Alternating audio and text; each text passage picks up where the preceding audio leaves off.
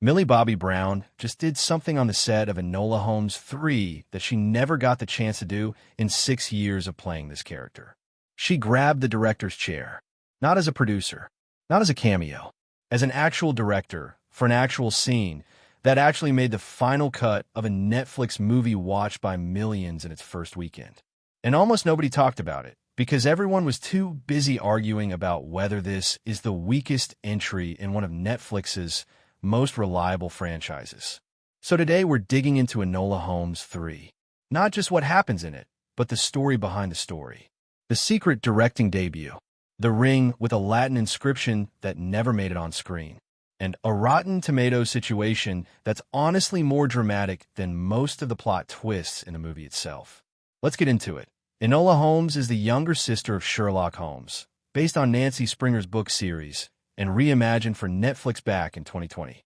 Millie Bobby Brown plays her as clever, stubborn, and constantly talking directly to the camera, which either delights you or drives you up a wall, depending on who you ask. The first film landed with a 91% critic score on Rotten Tomatoes. The 2022 sequel somehow topped that, hitting 93%. 2 films in, this franchise looked untouchable. Then came Enola Holmes 3. Enola is no longer solving one-off mysteries for pocket money.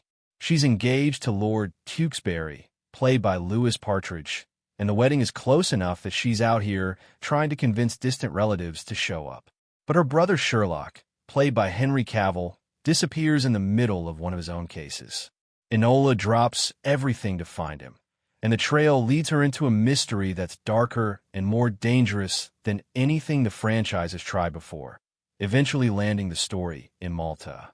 Jack Thorne wrote all 3 films, but this time the director's chair belongs to Philip Barantini, the filmmaker behind Adolescence. And if you've seen Adolescence, you already know this man does not do lighthearted family fun the same way the previous Enola director did. That change in direction is not an accident. It's the whole point. Millie Bobby Brown returns as Enola. Henry Cavill is back as Sherlock. Louis Partridge is Tewkesbury. Helena Bonham Carter returns for a 3rd time as Eudora, Enola and Sherlock's mother, who remains delightfully impossible to predict. And this film brings in Himesh Patel as Dr. Watson, plus Sharon Duncan Brewster stepping into a role connected to Moriarty. According to Patel, that casting wasn't done to check a box. The production specifically built the story around what those actors could bring to those characters, which becomes relevant once you see where Watson's arc goes in this film. His military background from the original Arthur Conan Doyle stories gets folded into a much more specific personal history here, one that pushes the movie into historical territory a lot of franchise films tend to avoid entirely. Enola Holmes 3 released on Netflix on July 1st and immediately took the #1 spot on the platform. Commercially, it's doing exactly what Netflix wanted. Critically and with audiences, the story is messy, and depending on which outlet you check, you'll see wildly different numbers. Some outlets track the film at 80% fresh in its early wave of reviews. Others recorded it dropping as low as 64% as more critics weighed in. As of the most recent count, most trackers have settled somewhere around 70%, which sounds respectable until you remember this franchise's history. That number makes Enola Holmes 3 the first film in the trilogy to miss Rotten Tomatoes' certified fresh badge entirely. The audience score tells a similar story, landing anywhere from 69 to 75% depending on the count, compared to 71 and 79% for the first 2 films. So what happened? Reading through the reviews, a pattern shows up fast. Critics who liked it point to the grittier tone, the stronger emotional stakes around marriage and identity, and Barantini's willingness to let the story breathe. Critics who didn't like it point to a mystery that's easy to lose track of, heavy reliance on flashbacks to earlier films, and a script that leans harder into telling the audience what's happening rather than showing it. One recurring complaint is that Sherlock and Watson pull focus away from Enola in her own movie, which is a strange note for a franchise literally named after her. Audience reviews are split too, and not always for reasons about plot. Some viewers loved the deeper focus on Enola's relationships with her family.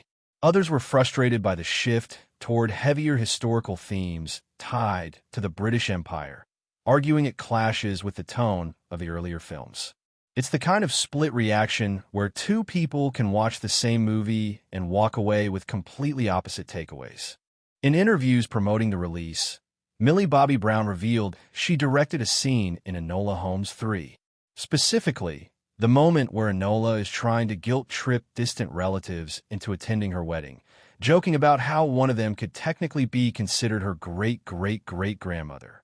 Barantini gave her the opportunity to direct it herself, and by her own account, she didn't expect it to survive the editing process. It got cut in an early version of the film. Then, in the final cut, it made it back in. She since said she still isn't sure she's ready to fully step into directing as a career, but getting one scene into a released Netflix movie is a pretty solid first credit, if you ask me. Then there's the engagement ring. Brown revealed that she personally worked on the design for Enola's ring in this film, researching what a traditional Maltese ring might actually look like given the story setting. She landed on adding an inscription on the inside band, written in Latin, translating to the word loyalty.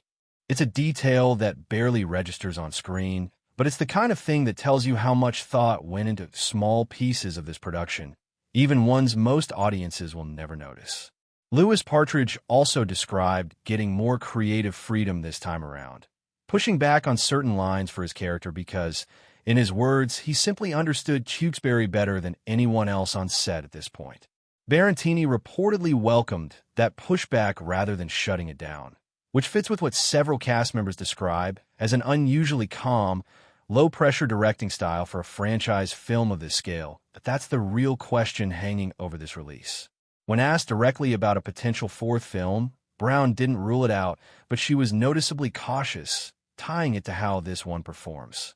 She was also asked whether fans might get a spin-off centered on Cavill's Sherlock and Patel's Watson, given how much attention their storyline gets in this film. Her answer was clear. She'd rather keep pushing for more female-led stories on screen, not fewer, and pointed out that male-led detective stories have had plenty of screen time already.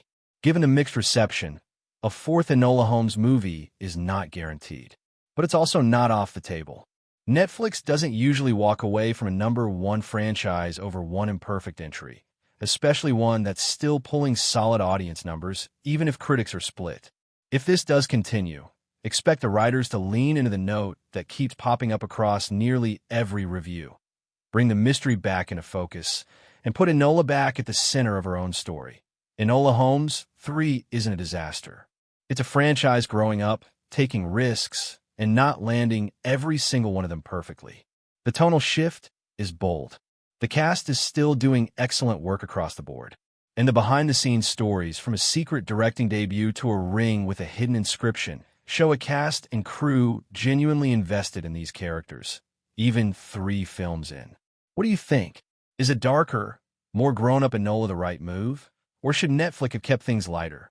Drop your take in the comments. And if you want more breakdowns like this the moment new entertainment news drops, you know what to do.